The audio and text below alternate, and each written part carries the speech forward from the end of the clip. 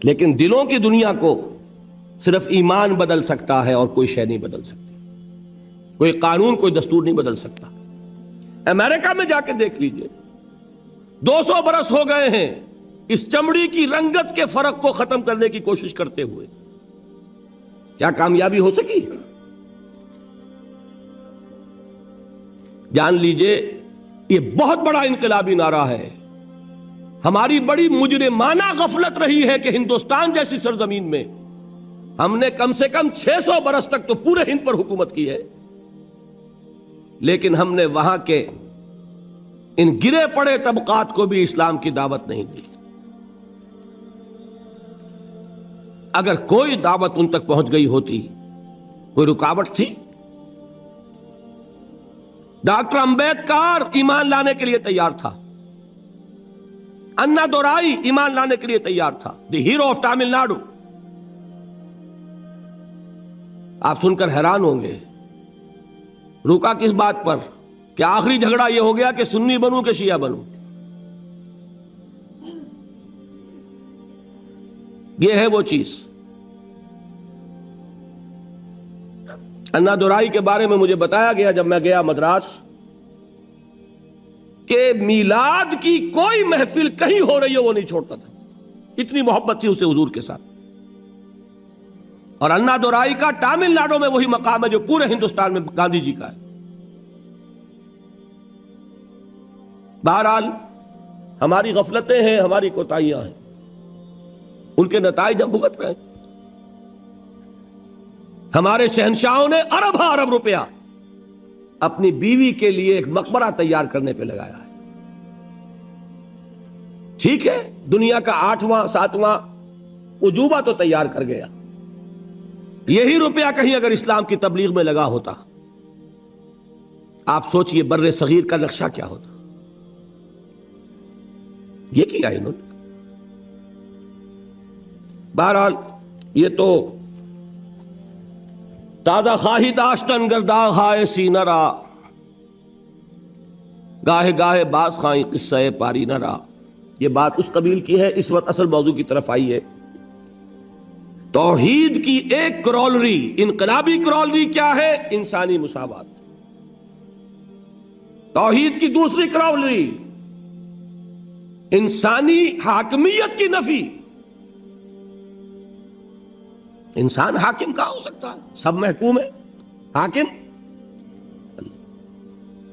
اس میں بھی پھر ایکویلٹی آ گئی دوبارہ۔ تمیز بندہ و آقا فساد آدمیت ہے۔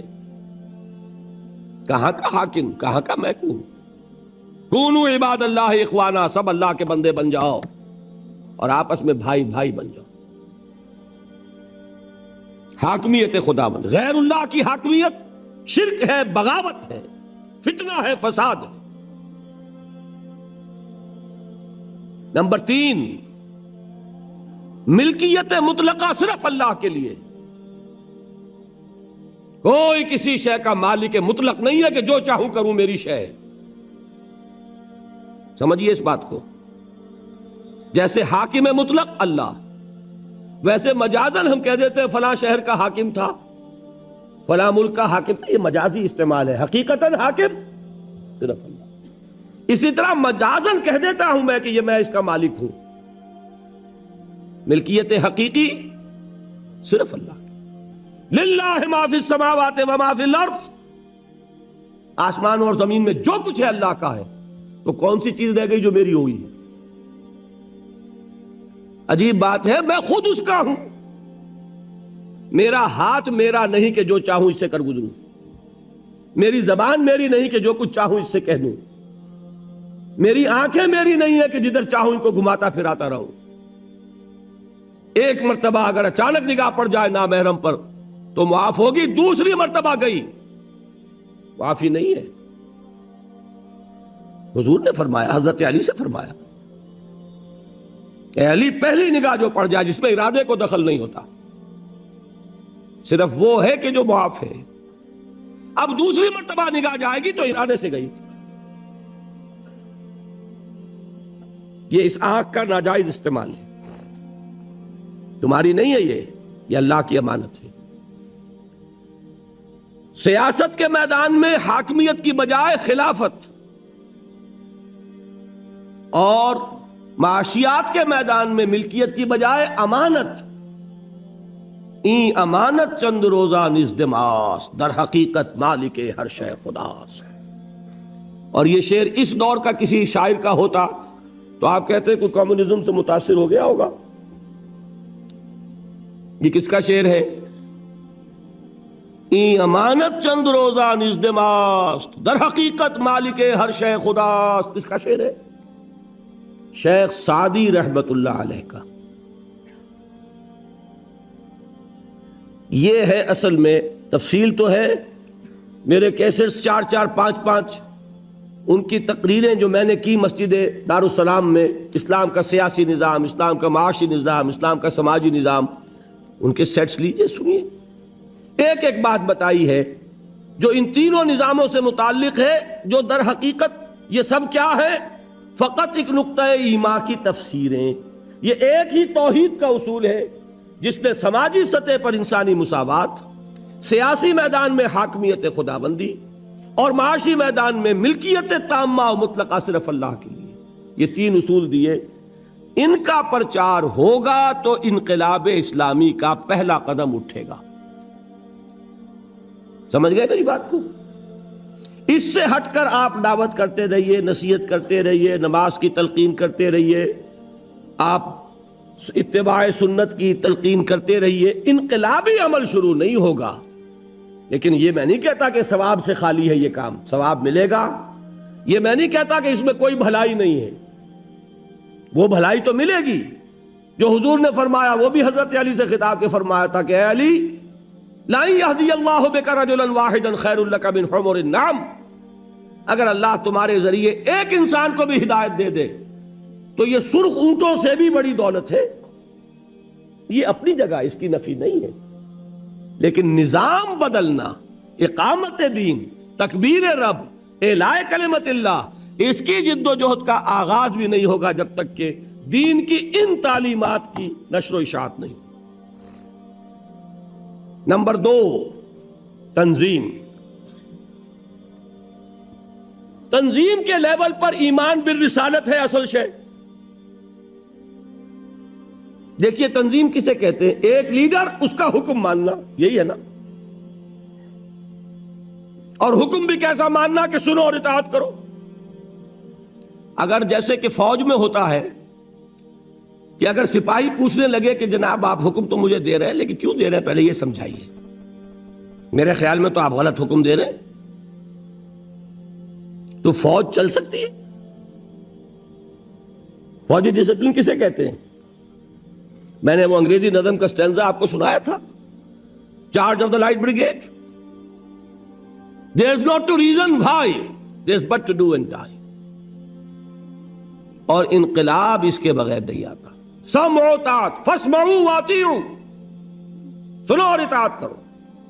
اذ قلتم سمعنا واطعنا، جب تم نے کہا کہ ہم نے سنا اور اطاعت کی، ہے کہ نہیں؟ فاتقوا اللہ ما استطعتم واسمعوا واطیعوا،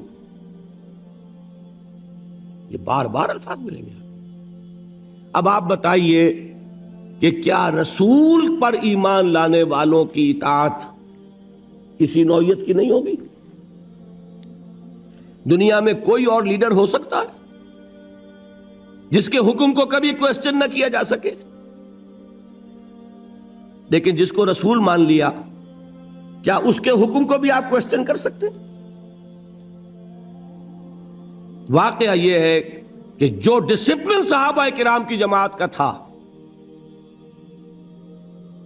اس کی کوئی مثال تاریخ انسانی کا کوئی ڈسپلن پیش نہیں کر سکتا. میں اس کی مثال دوں گا آپ کو، اور ایک مثال اس کی بھی دوں گا کہ بعض صحابہ سے اس ڈسپلن میں ذرا غلطی ہوئی تھی تو نتیجہ کیا نکلا.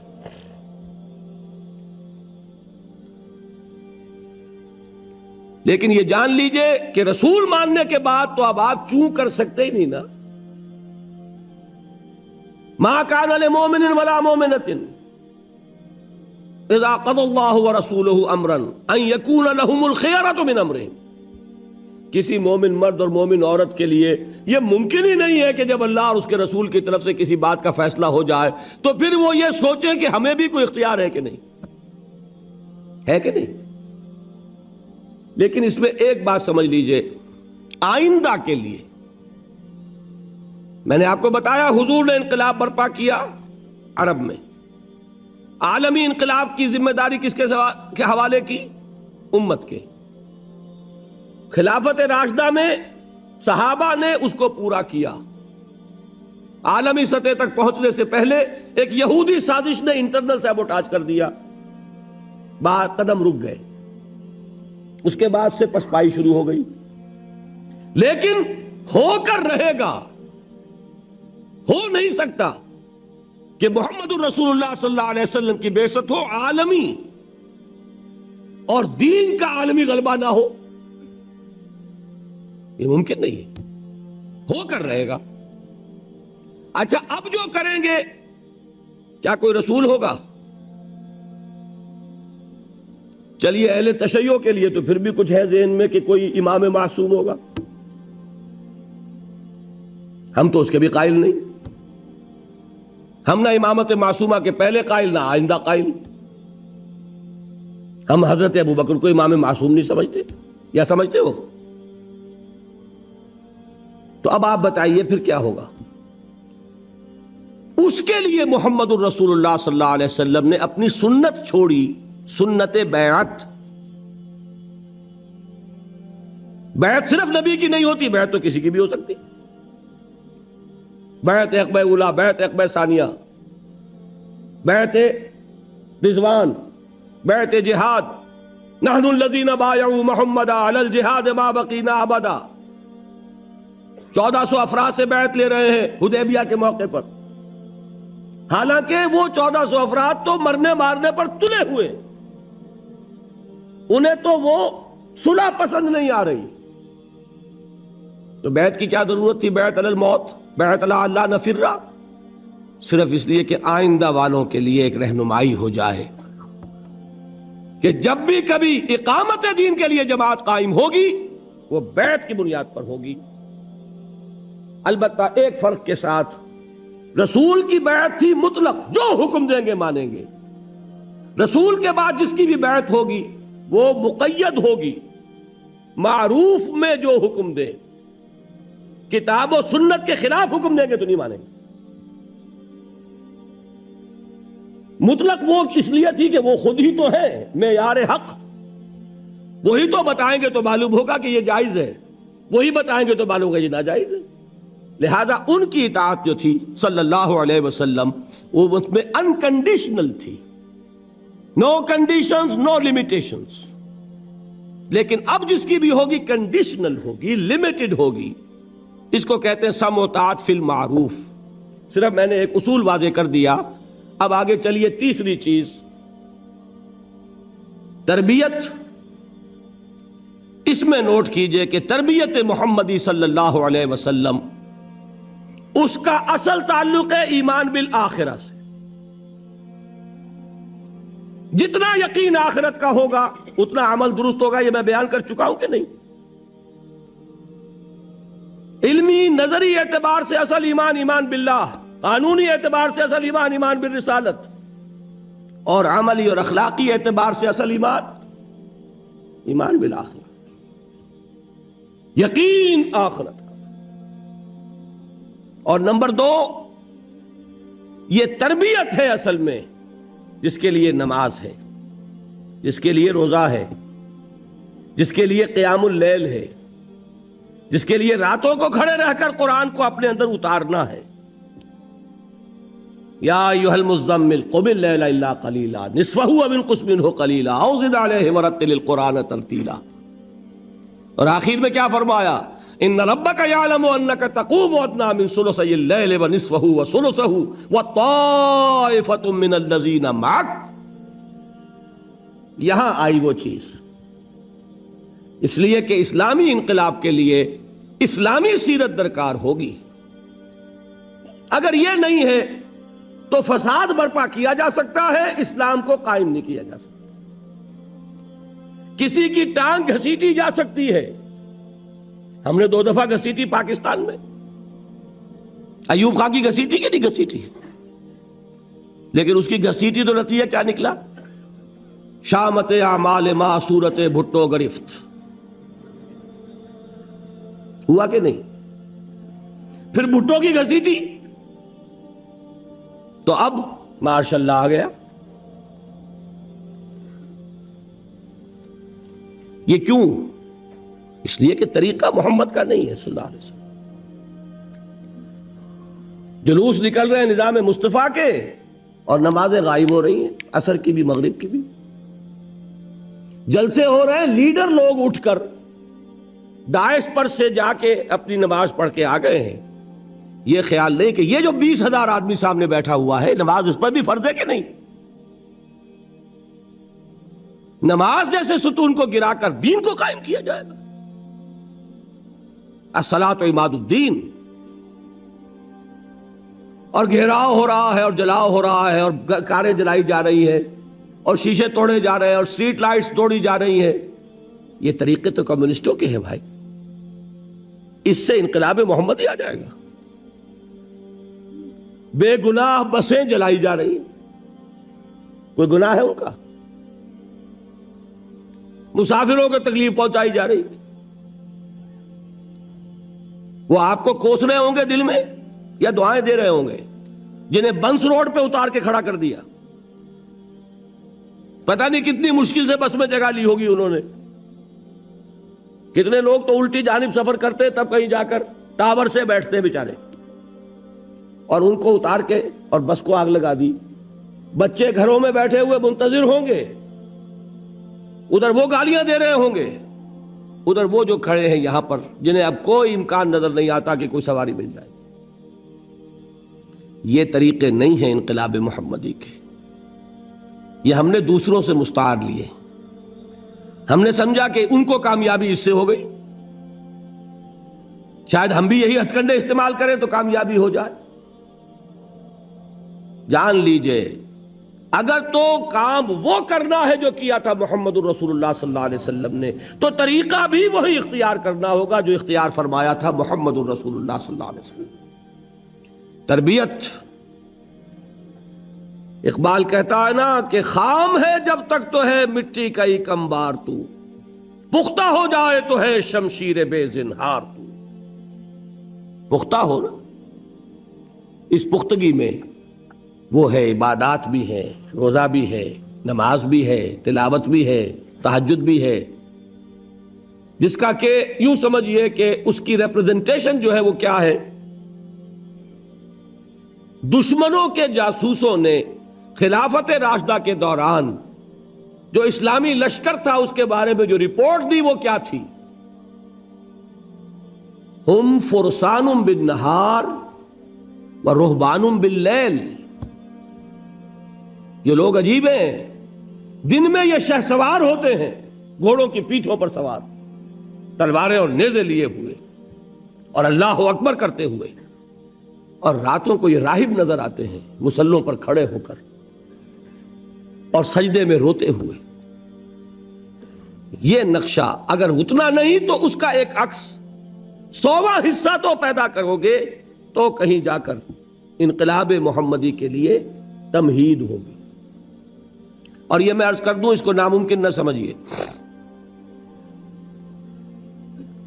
پچھلی صدی آج چونکہ ذکر آ گیا تھا، کل 100 کتنے سال ہوئے؟ 1830 میں شہادت ہوئی بالا کوٹ کی. 155 برس، 5 برس کا پورا معاملہ تھا ہجرت سے لے کر شہادت تک. تو کل 150 برس پہلے، تو سمجھیے 160 برس پہلے، وہ عظیم تحریک بر صغیر پاک و ہند میں تحریک شہیدین، اس کے افراد، ان مجاہدین کی سیرتوں کے بارے میں وہی گواہی دی دنیا نے جو صحابہ کرام کے بارے میں گواہی دی تھی. صحابہ کرام کا لشکر جب داخل ہوا ہے بیت المقدس میں، تو عیسائیوں نے اپنا سارا نسوانی حسن مڈیروں پر جمع کر دیا تھا کہ مسلمان گزرے، ہماری تلواریں اور ہمارے تیر تو ان کو مغلوب نہیں کر سکے، شاید کہ یہ نگاہوں کے تیر انہیں گھائل کر دیں۔ لیکن کیا آتا ہے، پورا لشکر زمین پر نظریں گاڑے ہوئے ایسے گزر گیا کہ کسی نے اٹھا کر نہیں دیکھا نظر کہ کون ہے اوپر۔ اور بعین ہی یہی گواہی ملی ہے مجاہدین کے بارے میں۔ ہزارہ کے علاقے میں جو گجر قوم آباد ہے، نہایت حسین و جمیل خواتین، نہایت حسین و جمیل، وہ آپس میں باتیں کرتی تھیں کہ یہ لوگ معلوم ہوتا ہے کہ شاید نامرد ہیں کہ انہوں نے کبھی ہماری طرف نگاہ اٹھا کے نہیں دیکھا۔ دور صحابہ کرام کا ایک نقشہ، یہ بھی بر صغیر پاک و ہند کی بہت بڑی سعادت ہے کہ اتنے عرصے کے بعد سیرت و کردار اور دینی اخلاق، دینی جماعت اور بیعت کی بنیاد پر جماعت، بیعت تھی نا سید صاحب کے ہاتھ پر، بیعت کی گئی، وہ سارا نقشہ دکھا دیا۔ باقی شکست و فتح نصیبوں سے ہے ولے امیر، مقابلہ تو دل ناتواں نے خوب کیا۔ یہ بات تو یہ ہے کہ بہت سے انبیاء ناکام ہو گئے دنیاوی اعتبار سے، اس میں کوئی حرج کی بات نہیں، دنیاوی اعتبار سے ناکامی کوئی بڑی بات نہیں اگر اخروی کامیابی، اور اس میں کسی شک و شبے کی گنجائش نہیں۔ تو تین چیزیں کیا ہوئیں؟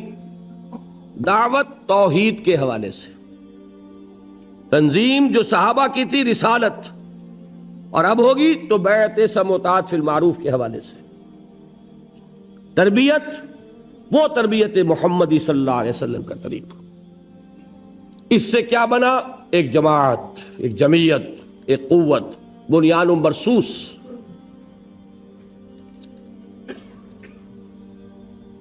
اس کے ساتھ چوتھا عمل چلا ہے، وہ بھی مکی دور میں۔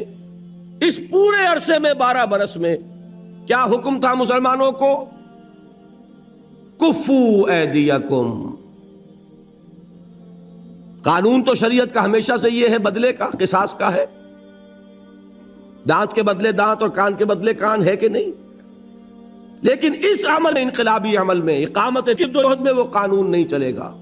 اس دور میں جب دین غالب آ جائے گا، اسلامی ریاست قائم ہو جائے گی، تو وہ قانون نافذ ہوگا۔ اس میں کیا ہے؟ مارے کھاؤ، ہاتھ نہ اٹھاؤ، ٹکڑے اڑا دیے جائیں تمہارے، تب بھی تم کوئی کارروائی نہیں کر سکتے۔ میں عرض کرنا چاہتا ہوں، گاندھی کا یہ اعتراف ہے کہ میں نے عدم تشدد حضرت مسیح اور حضرت محمد سے سیکھا، اور واقعہ یہ ہے کہ اگر کانگریس کی موومنٹ ابتدا ہی سے تشدد پہ اتر آتی تو ختم کر دیا۔ چورا چوری کا ایک واقعہ ہو گیا تھا، ایک جلوس نے بہار میں، یہ جگہ ہے، تھانہ ہے، تھانے کے اوپر حملہ کر دیا، گاندھی نے پوری موومنٹ کال آف کر دی۔ If you can't remain peaceful, if you can't obey my command, well, I can't take the responsibility of leading you. اور ایک بات میں اور بتا دوں آپ کو، سکھوں کی ایک تحریک تو آج کل چل رہی ہے، اس تحریک کی بدقسمتی ہے یہ کہ یہ ابتدا ہی سے وائلنٹ ہو گئی۔ اس کا کتنا بڑا نقصان ہوا ہے اس کا سب کو اندازہ ہے۔ یہ ٹھیک ہے، قوم ہے، اس میں جان ہے، وہ ابھی قربانیاں دے رہی ہے، لیکن یہ کہ جو کچھ جتنی قیمت وہ دے چکی ہے اس کے حوالے سے کامیابی جو ہے کہیں بھی آس پاس نہیں۔ انہی سکھوں کی ایک تحریک چلی تھی 30s میں، عجیب تحریک تھی وہ، آپ سنیں گے۔ اب ہماری یہ تاریخ ہے لیکن ہم واقف نہیں، شاید آپ کو ہنسی آئے۔ سکھوں کے گردواروں کے ساتھ جو زمینیں وقف تھیں ان پر قبضہ ہندوؤں کا تھا۔ چونکہ برطانوی حکومت نے سکھوں کو علیحدہ مذہب نہیں مانا تھا، لہذا گردواروں پر کنٹرول کس کا؟ عبادت گاہ کس کی؟ سکھوں کی۔ کنٹرول کس کا؟ ہندوؤں کا۔ تو ایک تحریک انہوں نے چلائی تھی، گردوارہ پربندھک کمیٹی، کچھ اس طرح کا نام تھا اس کا۔ اس کا مقصد کیا تھا کہ ہماری عبادت گاہوں کا کنٹرول ہمارے پاس ہونا چاہیے۔ اب بھی وہ کمیٹی ہے، وہی کمیٹی اب کنٹرول کرتی گردواروں کو۔ اب اس کے لیے ظاہر بات ہے کہ شیر کے منہ میں سے نوالا نکالنا آسان تو نہیں نا، تحریک چلانی پڑتی ہے۔ حقوق کوئی آسانی سے نہیں دیتا جب تک کہ آپ لینے کے قابل نہ ہو، انہیں تحریک چلانی پڑی۔ پولیس جیسے اب بھی ہے، اس وقت بھی پیسے والے کے ساتھ تھی۔ پیسے والا کون تھا؟ بنیا۔ لہذا دفعہ 144، اب سکھوں کے جتھے نکلتے تھے 144 کو ڈیفائی کرنے کے لیے۔ ان جتھوں کا مجھے ایک صاحب نے آنکھوں دیکھا حال بتایا ہے، ابھی وہ زندہ ہیں، 69 علامہ اقبال روڈ لاہور پر، جو شخص جائے جا کے ویریفائی کر لیں۔ حاجی عبد الواحد صاحب 1930 کے ایم اے ہیں انگلش کے،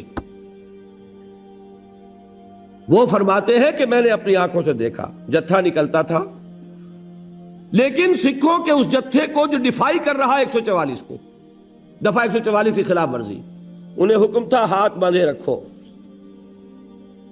نتیجہ یہ نکلتا تھا، وہ کہتے میں نے آنکھوں سے دیکھا کہ سپاہی کی لاٹھی سر پر پڑی، سر پھٹ گیا، خالصہ نیچے گر گیا، لیکن ہاتھ بندھے رہے۔ نتیجہ یہ نکلا کہ کامیاب ہوئے، حکومت کو گھٹنے ٹیکنے پڑے، گردواروں کا کنٹرول انہوں نے حاصل کیا۔ یہ ہے اصل میں تو حیران ہو گیا جب انہوں نے مجھے واقعہ سنایا۔ ان کے ذہن میں نہیں تھا قرآن مجید میں سورہ نساء میں جو لفظ آیا کفو ایدیکم، اپنے ہاتھ بندھے رکھو۔ آپ اندازہ کیجئے کہ یہ ریفلیکس ایکشن ہے، غیر اختیاری طور پر اگر آپ کے سر پر کوئی وار آ رہا ہو تو ہاتھ ایک دم اٹھتا کہ ہاتھ اس کو روکے، لیکن انہیں حکم تھا کہ ہاتھ یہاں بندھے رہیں گے۔ جتھا نکل رہا 4 سے زیادہ آدمیوں کا جانا، بس یہی خلاف ورزی ہے۔ 50 کا جتھا نکلا، خلاف ورزی تو ہو گئی، لیکن کوئی توڑ پھوڑ نہیں۔ توڑ پھوڑ تو دور رہا، تمہارے اوپر لاٹھی پڑے تب بھی ہاتھ نہ اٹھے۔ یہ وہ چیز تھی کہ جس نے انہیں کامیابی سے ہمکنار کیا، اور یہی ہمیں نظر آ رہا ہے۔ میں پھر کہہ رہا ہوں، یہ تو بہت بات کی چیزیں ہیں، یہ کہاں تاریخ میں اس سے پہلے اس کی کوئی مثال ہے؟ صرف 2 مثالیں ہیں۔ یا حضرت مسیح علیہ السلام کے 3 سال، انہوں نے فرمایا تھا کہ تمہارے دانے گال پر کوئی تھپڑ مارے تو بایاں بھی پیش کرو۔ کوئی شخص نالش کر کے تمہارا چوغا لینا چاہے، کرتا بھی دے دو۔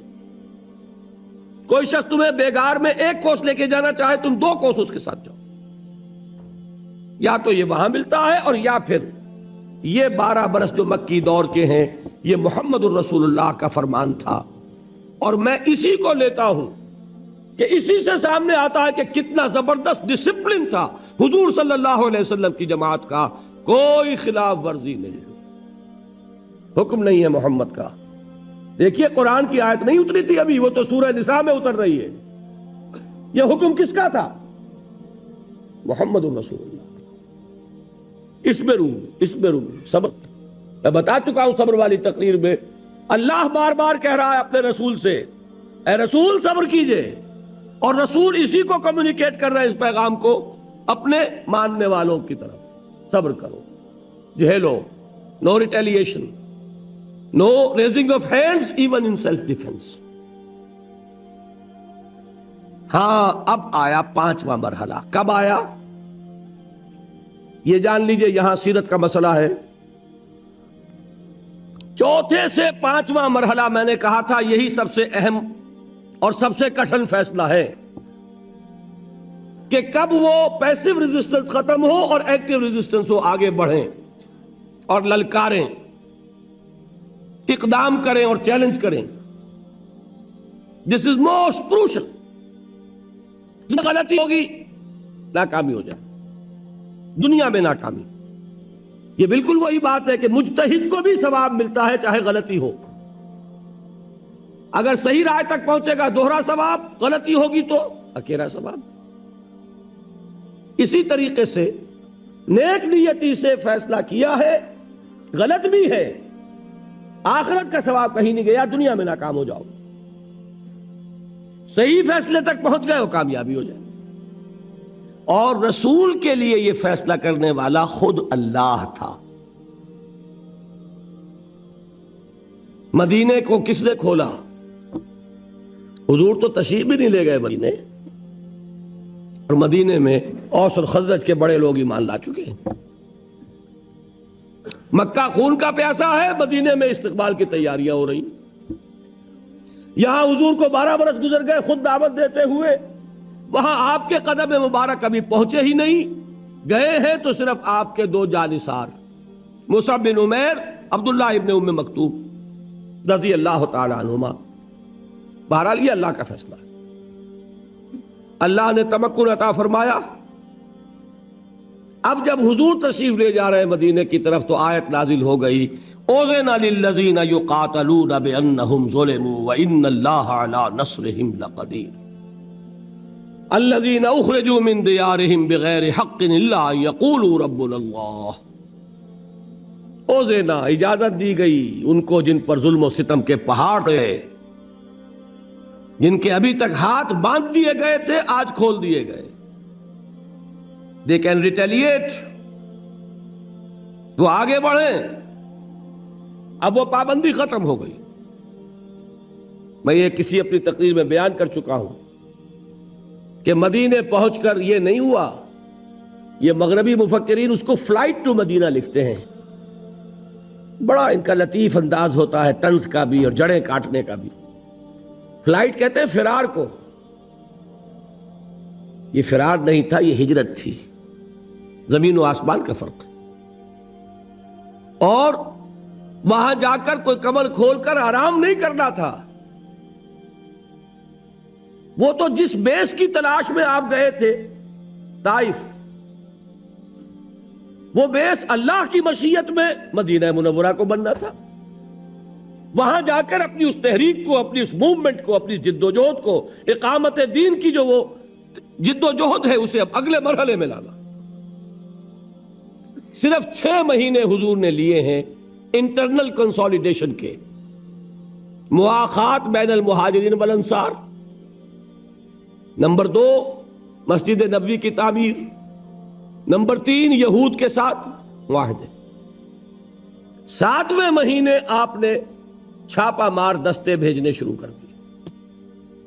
اگرچہ اس میں گئے صرف مہاجرین، انصار نہیں. اس کی ایک وجہ تھی. انصار نے جب درخواست کی تھی کہ حضور آپ تشریف لے آئیے مدینے، تو الفاظ یہ کہے تھے کہ ہم آپ اگر مدینے پر حملہ کریں گے یہ مکے والے تو ہم آپ کی حفاظت کریں گے جیسے کہ اپنے اہل و عیال کی کرتے ہیں. اور مدینے پہ حملہ بھی ہوا ہی نہیں ہے. یہ تو حضور اقدام کر رہے ہیں نا. لہذا بہت اہم ہے یہ بات. یہ تمام سیرت کی کتابوں میں واقعات موجود ہیں، لیکن ان کے بٹوین دی لائنز کہ یہ ایک انقلابی عمل کا تقاضا تھا کہ اس وقت یہ ہوتا. بس یہ سمجھنے کی بات ہے. حکمت کیا ہے، وزڈم کیا ہے، فلسفہ کیا ہے، یہ میں آپ کو فلسفہ سیرت آج پڑھا رہا ہوں. آپ اس کو سامنے رکھیے گا اور پھر سیرت کا مطالعہ کیجیے. واقعات تو وہی ہے. 8 مہمیں ہیں غزوہ بدر سے پہلے. بعض میں حضور خود بھی تشریف لے گئے، بعض میں آپ نہیں تشریف لے گئے، آپ نے ایک دستہ بھیج دیا. ان سے آپ نے کیا کیا؟ یہ اقدام ہے. کیا کیا؟ 2 کام میں بتا چکا ہوں. پولیٹیکل آئسولیشن آف قریش اور اکنامک بلاکیڈ آف مکہ. آپ ایک مہم پر تشریف لے گئے، کچھ عرصے ایک علاقے میں رہے، وہاں کے قبیلے کے سرداروں سے ملاقاتیں کی، ان سے معاہدہ کر لیا، انہیں حلیف بنا لیا. یا تو پہلے وہ حلیف تھے قریش کے، تو اب حلیف قریش کے بھی ہو گئے اور حضور کے بھی ہو گئے، نیوٹرل تو ہو گئے نا. یا یہ کہ ان کا ادھر سے معاہدہ ٹوٹ گیا، ادھر حضور کے ساتھ ہی ہو گئے. تو قریش کی طاقت سکڑ رہی ہے کہ نہیں؟ یہی ہے پولیٹیکل آئسولیشن کی اصطلاح. اکیلے کر دو دشمن کو. نمبر 2 ان کی ساری جو معیشت کا دار و مدار تھا تجارت پر، کاروان روٹس، رحلت الشتاء والصیف، لإلاف قریش إلافهم رحلة الشتاء والصيف. شام کی طرف راستہ جا رہا ہے تو بدر کے پاس سے گزر کر، بدر مکے سے 200 میل اور مدینے سے کل 80 میل. مدینے والوں کے لیے آسان ہے کہ نہیں انٹرسیپٹ کرنا؟ اور یہ تو قریب تھا. حضور نے ایک دستہ بھیجا کہاں؟ وادی نخلا میں. نخلا ہے مکے اور طائف کے درمیان. یہ تو ذہن میں ہوگا طائف جنوب میں ہے مکے کے اور مدینہ شمال میں ہے. Absolutely opposite direction. بات صرف قرب کی نہیں ہے، 300 میل کے فاصلے پر بھی ایک دستہ بھیجا. اور انسٹرکشن کیا تھی؟ سٹے ایٹ نخلا، وہاں قیام کرو اور قریش کی نقل و حرکت کو اپنی نگاہ میں رکھو اور ہمیں اطلاع دیتے رہو. یہ دو چیزیں ذہن میں رکھی. اور جدید اصطلاحات کے حوالے سے بات آسان ہو رہی ہے. یہ ہے اقدام، یہ ہے دکھتی رگ کو چھیڑنا. اس کے نتیجے میں میں ایک لفظ کہا کرتا ہوں، سانپ بل سے باہر آیا. 1000 کا لشکر لے کر ابو جہل نکلا. میں ایک بات آپ کو سمجھا دوں، یہ کہیں اور آپ کو نہ ملے. دیکھیے یہ جان لیجئے انگریزی دور میں ہم نے سیرت کو بھی مسخ کیا ہے. اس کی وجہ کیا تھی؟ واقعات کو مسخ نہیں کیا، بٹوین دی لائنز جو کچھ تھا اس کو مسخ کیا ہے. ہم پر اعتراض ہوتا تھا یہ مسلمان بڑی خونی قوم ہے، انہوں نے جہاد کیا، اسلام انہوں نے تلوار سے پھیلایا. ہم جو نہیں بھائی نہیں، کیوں ایسی بات کرتے ہو؟ ہم نے کبھی تلوار نہیں اٹھائی، اور ہم نے تلوار صرف مدافعت میں اٹھائی. یہ سارا کیا تھا؟ وہ اپولوجیٹک انداز. مدافعت کا کیا سوال؟ مسلمان کے جان میں جان ہو اور وہ نظام باطل کو رہنے دے، اس کے ایمان کے منافی. افراد کو کبھی نہیں مجبور کیا جائے گا اور کبھی نہیں کیا گیا کہ وہ اپنے عقیدے کو بدلے. لیکن نظام اگر مسلمان کے جان میں جان ہو اور پھر نظام باطل کے غلبے کو برداشت کر لے تو منافق ہے. طاقت ہوتی کائے کے لیے؟ اگر ہو حق کا بول بالا کرو. طاقت حضور نے اقدام کیا. میں آپ کو بتانا چاہتا ہوں اگر حضور نے یہ اقدام نہ کیے ہوتے، حضور اگر مکے میں مدینے میں تشریف فرما رہتے، تربیت کرتے رہتے، وہی عمل جو مکے میں کر رہے تھے 12 برس یہاں بھی کر سکتے تھے کہ نہیں؟ اگر حضور کی طرف سے اقدام نہ ہوتا مکہ کبھی چڑھائی نہ کرتا. اس کو نوٹ کر لیجئے کہ مکے میں جہاں جن کو جدید اصطلاح میں کہتے ہیں ہاکس، جن کے سر پر جنگ کا جنون ہوتا ہے، وہ بھی تھے. ابو جہل تھا، عقبہ ابن ابی معیط تھا، نضر ابن حارث تھا. یہ کون تھے؟ یہ ہاکس تھے. یہ چاہتے تھے کہ ہر حال میں اب ہم جائیں اور محمد کو مدینے میں بھی چین سے نہ بیٹھنے دیں صلی اللہ علیہ وسلم. لیکن مکے میں ڈوز بھی تھیں، شریف لوگ بھی تھے. عتبہ ابن ربیعہ بھی تھا، حکیم بن حزام بھی تھے. یہ بعد میں ایمان لے آئے ہیں، لیکن یہ وہ ہیں حضرت خدیجہ کے کزن ہیں. پھپھی اور ماموں ذات بہن بھائی کا رشتہ ہے آپس میں. جب شیب بنی ہاشم میں تھے حضور اور حضور کے اہل خانہ، تو کبھی راتوں کو تاریکی میں پورے پہاڑ پر چڑھ کر اتر کر کچھ کھانے پینے کی چیزیں پہنچاتے تھے. شریف تھے کہ نہیں؟ مکے میں ابھی عباس بھی تھے کہ نہیں؟ جہاں ابو لہب تھا موجود وہاں عباس بھی تو تھے جو بعد میں ایمان لے آئے. تو وہاں وہ لوگ تھے. اور عتبہ ابن ربیعہ کی ایک بات بڑی اہم ہے جو تاریخ میں ریکارڈ پر موجود ہے. اس نے قریش کو یہ مشورہ دیا کہ اب میں اس کے الفاظ نقل کر رہا ہوں، سمجھیے، محمد کو عرب کے حوالے کر دو. اگر تو محمد عرب پر غالب آ جائیں تو ہمارا نقصان نہیں ہے، قریشی کا غلبہ ہوگا نا.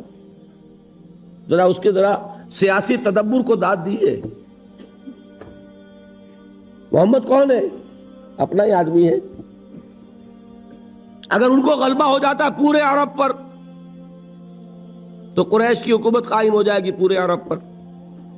اور اگر عرب ختم کر دے محمد کو صلی اللہ علیہ وسلم تو جو تم چاہتے ہو وہ ہو جائے گا، اور تمہیں اپنے بھائیوں کے خون سے اپنی تلواروں کو رنگین نہیں کرنا پڑے گا.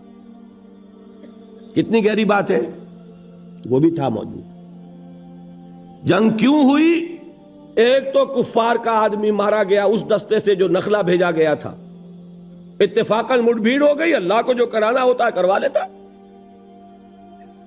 کفار کا آدمی مارا گیا مسلمانوں کے ہاتھوں، قافلہ لوٹ لیا انہوں نے، اور وہ مال غنیمت لے کر پہنچ گئے مدینے. دوسرے ادھر جو قافلہ گیا ہوا تھا شام کی طرف، ابو سفیان کی سرکردگی میں ان کی SOS کال آ گئی کہ میرے آدمیوں کو خطرہ ہے، میرے قافلے کو محمد کے آدمیوں سے صلی اللہ علیہ وسلم ورضی اللہ تعالی عنہم اجمعین کمک بھیجو. بس یہ تھا کہ جس سے وہ ہاکس کا پلڑا بھاری ہو گیا، ڈوز جو ہے وہ مجبور ہو گئے، لہذا 1000 کا لشکر نکل آیا. یہاں سے وہ فائنل فیز شروع ہو گیا. اور میں آپ سے ایک بات اور عرض کر دوں، یہ تاریخی حقیقتیں پڑھ لیجئے. ایک رات پہلے بدر سے خبر آئی کہ ابو سفیان قافلہ لے کے نکل گئے. بہت ہوشیار آدمی تھے. ایک طرف انہوں نے وہ کمک کے لیے خط بھیجا، پیغامبر بھیجا، دوسری طرف راستہ بھی بدل دیا. خود بجائے اس بدر کے پاس سے ہو کے گزرنے کے، وہ بحیرہ احمر کے ساحل کے ساتھ ہو کے نکل گئے. اطلاع پہنچی یہاں لشکر ہے. اب آتے ہیں وہی حکیم ابن حزام، کس کے پاس؟ عتبہ کے پاس. لفظ ہے نا یہ کہ دیکھو عتبہ تمہاری بڑی حیثیت ہے، سپہ سالار کی حیثیت ہے تمہاری، اور اس وقت خونریزی کو تم روک سکتے ہو. ہم آئے تھے اپنے قافلے کی حفاظت کے لیے، قافلہ ہمارا بچ کے نکل گیا، اب رہ گیا حضرمی کا خون، وہ تمہارا حلیف تھا، تم اس کا خون بہا اپنی جیب سے دے دو، معاملہ ختم ہو جائے گا کہ نہیں؟ تو اس خونریزی کو اب بھی روکا جا سکتا ہے. عتبہ نے کہا بالکل ٹھیک، صحیح ہے. دونوں چل کر گئے ابو جہل کے پاس. وہ اپنے تیر پھیلا کر درست کر رہا تھا اس وقت. جا کر اس سے بات کی. اس کے لیے تو یہ موقع تھا، میں کہہ رہا ہوں ہاکس کا سردار تھا وہ. اسے یقین تھا کہ ہم ختم کر دیں گے کل محمد کو اور اس کے آدمیوں کو صلی اللہ علیہ وسلم. اسی لیے اس نے کہا تھا یہ یوم الفرقان ہوگا، پتہ چل جائے گا اللہ کس کے ساتھ ہے. کیونکہ یقین تھا نا جیتیں گے ہم. 313 ہیں، تلواریں بھی چند ہیں ان کے پاس، چند. 2 گھوڑوں کا رسالہ، ہمارے پاس 100 گھوڑوں کا رسالہ. رسالہ فیصلہ کن ہوتا ہے. 100 ہارسز، ادھر 2، کوئی مقابلہ ہے؟ اسے یقین تھا کہ جیتیں گے، لہذا اس نے پہلے سے پروپیگنڈا شروع کر دیا یوم الفرقان ہوگا، یہ پتہ چل جائے گا اللہ کس کے ساتھ ہے، کون حق پر ہے کون باطل پر ہے. یہ دوسری بات ہے، اللہ نے واقعی اسے یوم الفرقان بنا دیا. لیکن اس کے پاس جب آ کے انہوں نے کہا، اس نے ایسا تانا مارا ہے.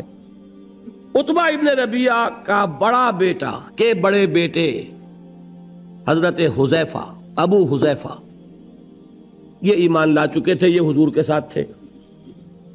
ابو جہل نے تانا مارا، معلوم تھا عتبہ بیٹے کو سامنے دیکھ کر تم پر بزدلی آ گئی. نمبر 1 اور نمبر 2 بلایا اس حضرمی کے بھائی کو جو مارا گیا تھا مسلمانوں کے ہاتھوں. دیکھو یہ تمہارے بھائی کے خون کا بدلہ سامنے آ کر بھی بچ کر جا رہا ہے، یہ لوگ واپس جانا چاہ رہے ہیں. اور یہ بھی معلوم ہونا چاہیے بعض لوگ واپس چلے گئے تھے وہاں سے، قریش کے لشکر سے، اسی پلی پر کہ چونکہ ہم آئے تھے اس لیے وہ معاملہ ختم ہو چکا، ہم لڑنے کو تیار تھے. قریش کا کہ دو گھرانے غالباً ہیں جو نکل گئے تھے واپس. بہرحال عتبہ، یہ عرب کی اب نفسیات ہے، جب اسے تانا لگا ہے اس نے کہا کہ کل وقت بتائے گا کہ کون بزدل ہے اور کون بہادر ہے. یہی وجہ ہے کہ اگلے دن پھر سب سے پہلے میدان میں کون آیا؟ عتبہ. اسے وہ اپنے ماتھے کا داغ دھونا تھا بزدلی کے تانے کا. عتبہ آیا اپنے بھائی کو لے کر، شیبہ، بیٹے کو ولید، بڑے بیٹے سامنے تھے ابو حذیفہ. اور آپ کو معلوم ہے کہ پھر مبارزت ہوئی، حضرت حمزہ کے ہاتھوں عتبہ، حضرت علی کے ہاتھوں باقی دونوں، شیبہ بھی اور ولید بھی ختم ہوئے۔ ہاں حضرت عبیدہ ابن حارث رضی اللہ تعالیٰ عنہ وہ زخمی ہو گئے۔ بہرحال میں جو بتانا ہے وہ کیا ہے، یہ تھا اقدام کے نتیجے میں آرمڈ کانفلکٹ۔ یہ آرمڈ کانفلکٹ مسلح تصادم رہا 6 برس، اپس اینڈ ڈاؤنز۔ اپس میں سب سے پہلے بدر، 70 قرشی مارے گئے اور مسلمان 13 شہید ہوئے میدان میں آن دی اسپاٹ۔ 14ویں وہ عبیدہ ابن حارث جو زخمی ہو گئے تھے، ان کا انتقال ہو گیا مدینے واپسی میں۔ لیکن اگلے سال کیا ہوا؟ احد۔ یہ میں اس لیے بتانا چاہتا ہوں کہ ڈسپلن کی اہمیت کا اندازہ ہو جائے۔ 70 صحابہ شہید، حضور زخمی، دندان مبارک شہید، چہرہ مبارک لہو لہان، ایک بہت بڑی زک مسلمانوں کو اٹھانی پڑی۔ کس وجہ سے؟ سورہ آل عمران میں اللہ نے فرمایا لَقَدْ صَدَقَكُمُ اللَّهُ وَعْدَهُ، اے مسلمانوں تم ہمیں بلیم نہیں کر سکتے، اللہ نے تو اپنا وعدہ تم سے پورا کر دیا تھا۔ اِذْ تَحُسُّونَهُمْ بِإِذْنِهِ، جبکہ تم اپنے دشمنوں کو گاجر مولی کی طرح کاٹ رہے تھے۔ جنگ شروع ہوئی اور فتح ہو گئی، بھگدڑ مچ گئی، 3000 کا لشکر، بھگدڑ۔ اب وہ غلطی ہوئی، وہ گھاٹی پر 50 تیر انداز۔ حضور نے فرمایا تھا کہ تمہیں یہاں سے ہرگز نہیں ٹلنا، حضرت جبیر کی سرکردگی میں۔ چاہے تم یہ دیکھو کہ ہم سب شہید ہو گئے اور ہماری بوٹیاں نوچ نوچ کر پرندے کھا رہے ہیں، تب بھی یہاں سے مت ہلنا۔ لیکن جب فتح ہو گئی، غلطی ہوئی، انڈسپلن۔ حضور کے حکم کے بارے میں تو میری اپنی تحقیق یہ ہے کہ تعویل کی ہے انہوں نے، غلطی اس معنی میں نہیں تھی کہ حضور کے حکم کو جان بوجھ کر توڑا، اس لیے کہ حضور کے الفاظ تھے شکست کی کیفیت والے۔ یہاں ہو گئی تھی فتح، تو صحابہ کرام یہ جان لیجئے، اس لیے کہ منافقین وہاں اب کوئی نہیں تھا، منافق جا چکے تھے احد سے پہلے عبداللہ ابن ابی کے ساتھ، یہاں کوئی منافق نہیں تھا، سب مومنین صادقین تھے، لہذا جان بوجھ کر حضور کے حکم کی خلاف ورزی نہیں ہو سکتی تھی۔ تعویل کیا ہوئی کہ حضور نے شکست کے بارے میں فرمایا تھا نا، یہاں تو فتح ہو گئی، لہذا حکم اپلائی نہیں کر رہا۔ البتہ خلاف ورزی ہوئی، کمانڈر بھی اگر یہ کہہ دیتا کہ ہاں ٹھیک ہے تو بات اور تھی، وہاں جو کمانڈر ہے اس نے اجازت نہیں دی، وہ پکارتے رہ گئے کہ دیکھو کہاں جا رہے ہو، مت جاؤ۔ تو آن دی اسپاٹ جو بھی ڈسپلن کا تقاضا کیا ہے، جو آپ کا امیڈیٹ، جو آپ کا آفیسر ہے، اس کا حکم ماننا پڑے گا کہ نہیں؟ حضور نے فرمایا من اطاعنی فقد اطاع اللہ ومن عصانی فقد عصى اللہ ومن اطاع امیری فقد اطاعنی ومن عصى امیری فقد عصانی۔ جس نے میری اطاعت کی اس نے اللہ کی اطاعت کی، جس نے میری نافرمانی کی اس نے اللہ کی نافرمانی کی، جس نے میرے مقرر کردہ امیر کی اطاعت کی اس نے میری اطاعت کی، جس نے میرے مقرر کردہ امیر کی نافرمانی کی اس نے میری نافرمانی کی۔ وہ جو کمانڈر تھے ان کی نافرمانی، یہ انڈسپلن ہے۔ قرآن کہتا ہے وَلَقَدْ صَدَقَكُمُ اللَّهُ وَعْدَهُ إِذْ تَحُسُّونَهُم بِإِذْنِهِ حَتَّى إِذَا فَشِلْتُمْ وَتَنَازَعْتُمْ فِي الْأَمْرِ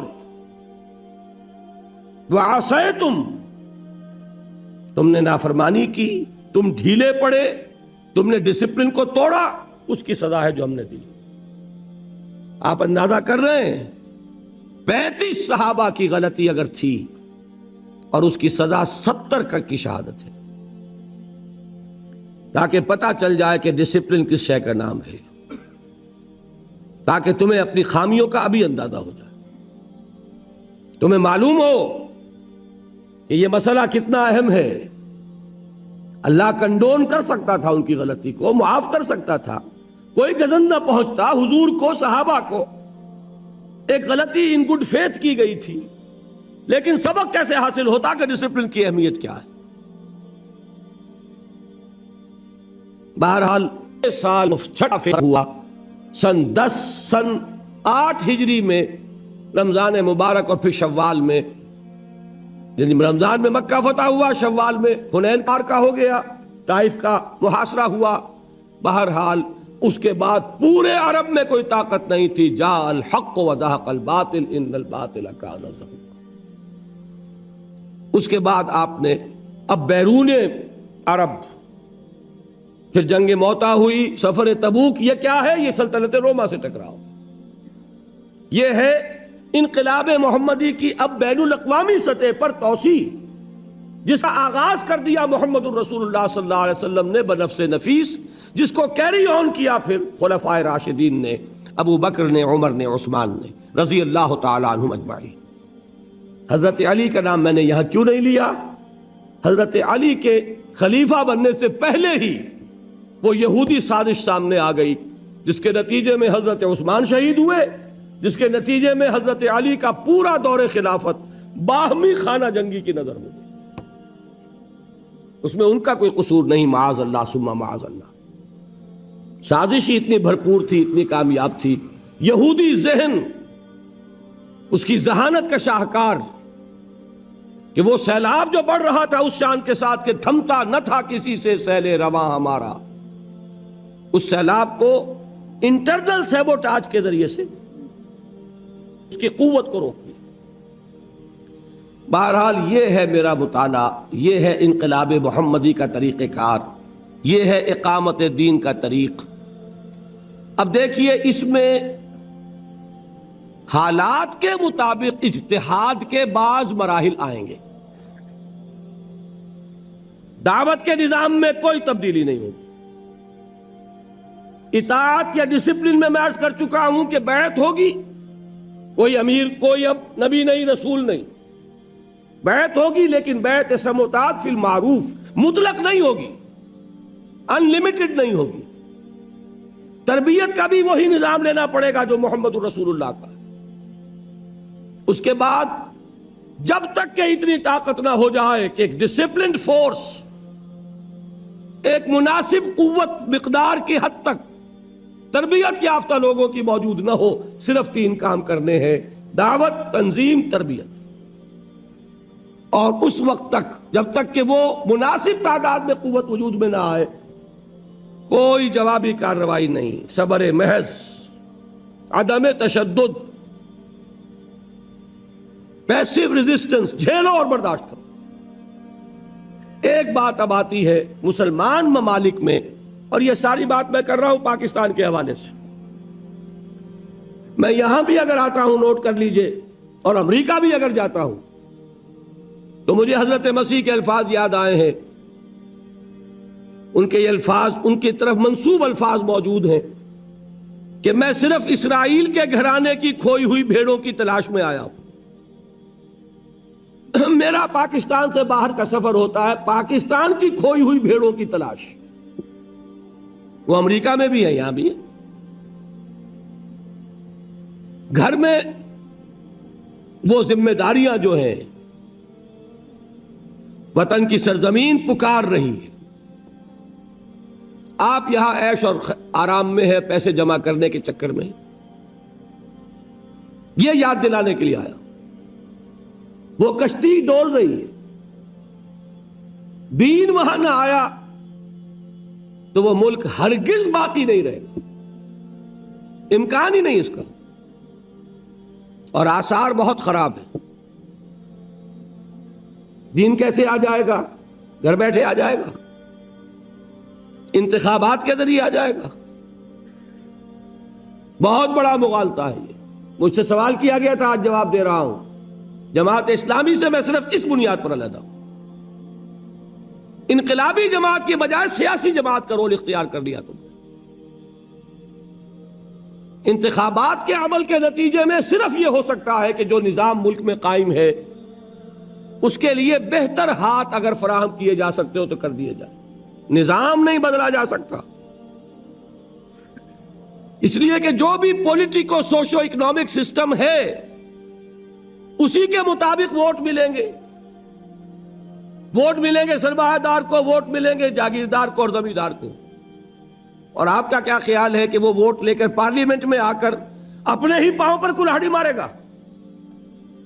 نظام میں کوئی بنیادی تبدیلی کرے گا؟ وہ کبھی نہیں کرے گا۔ اور اگر کوئی 2 4 6 8 10 آ بھی گئے، کہیں شہروں کے اندر ہو سکتا ہے کہ آ جائے، ان کی حیثیت کو ہے نہیں۔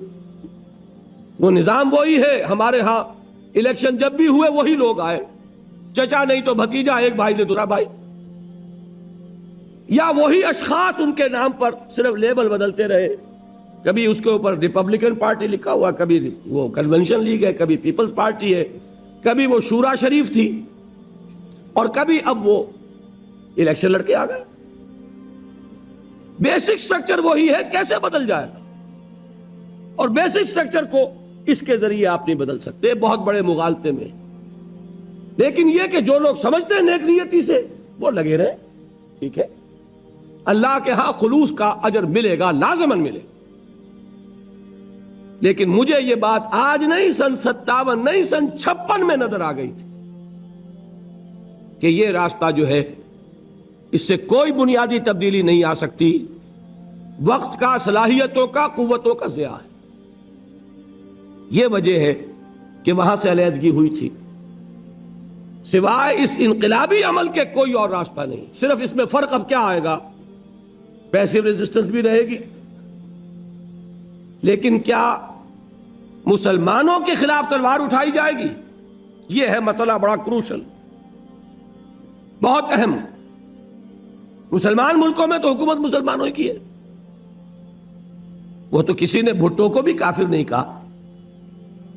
مسلمان ہوگا، فاسق و فاجر ہوگا، مسلمان ہوگا، متقی ہوگا، نمازی ہوگا، مسلمان ہوگا۔ یہ اس کا جواب ہے اصل میں جو میں دے کر اپنی بات ختم کر دوں گا۔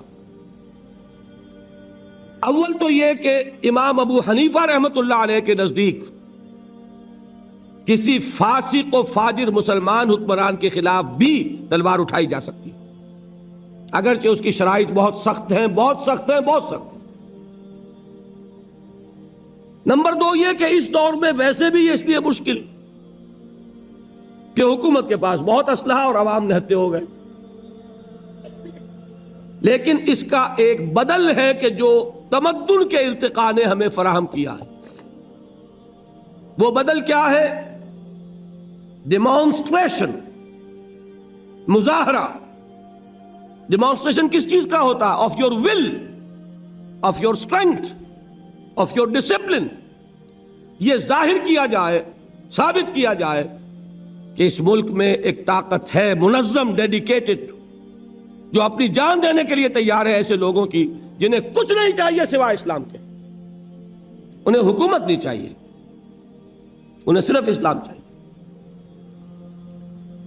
اس کی کیا شرطیں ہیں؟